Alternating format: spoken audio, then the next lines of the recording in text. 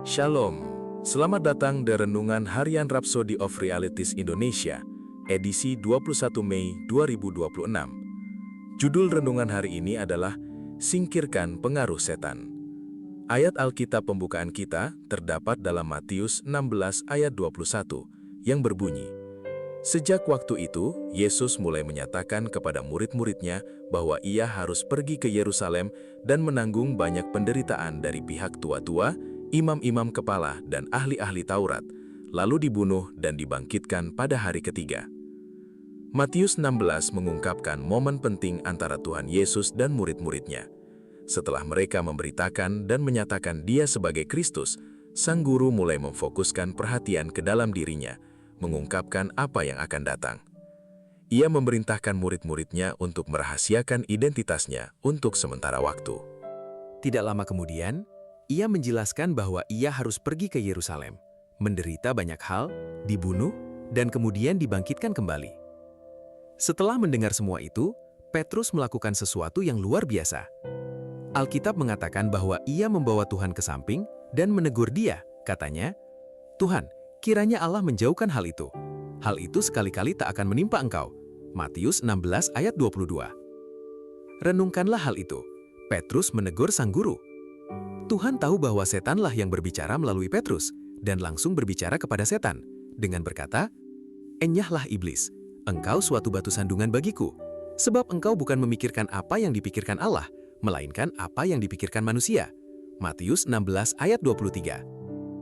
Pada kesempatan itu, Petrus pasti terkejut karena ia tidak menyadari bahwa iblislah yang menaruh kata-kata itu di mulutnya.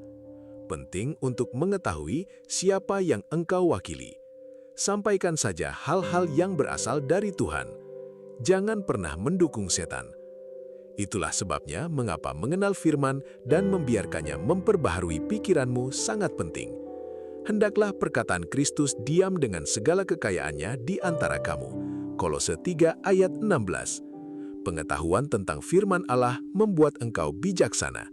Engkau dapat membedakan manakah kehendak Allah, apa yang baik, yang berkenan kepada Allah, dan yang sempurna.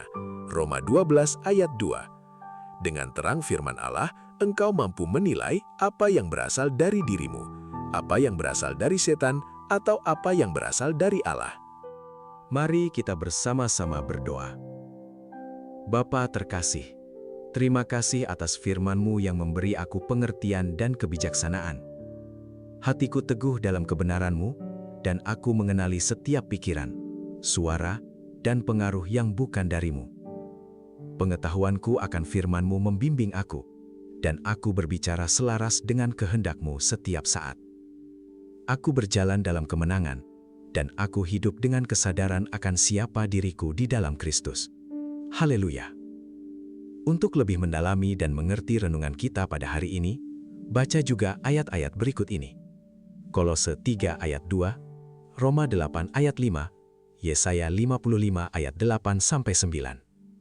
Jangan lupa untuk membagikan renungan ini kepada teman, saudara, dan kenalan kalian, supaya mereka juga diberkati dengan firman yang ada di dalamnya.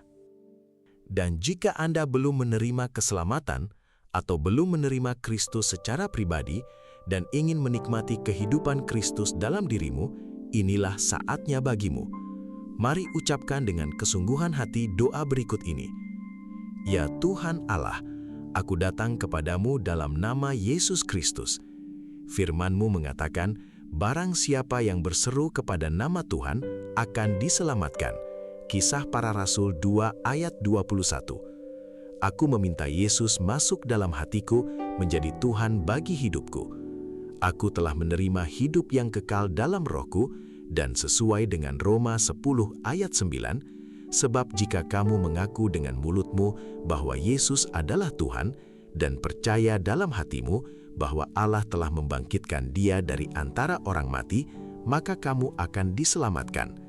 Aku menyatakan bahwa aku telah diselamatkan. Aku lahir kembali, aku adalah anak Tuhan. Sekarang aku memiliki Yesus yang tinggal dalamku, dan lebih besar roh yang ada dalamku daripada yang ada dalam dunia. 1 Yohanes 4 ayat 4. Saat ini dengan sadar aku berjalan dalam kehidupan yang baru dalam Yesus Kristus. Haleluya! Selamat, kamu sekarang telah menjadi anak Tuhan. Akhirnya, sampai jumpa pada renungan harian berikutnya di kemudian hari. Tuhan Yesus memberkati. Amin.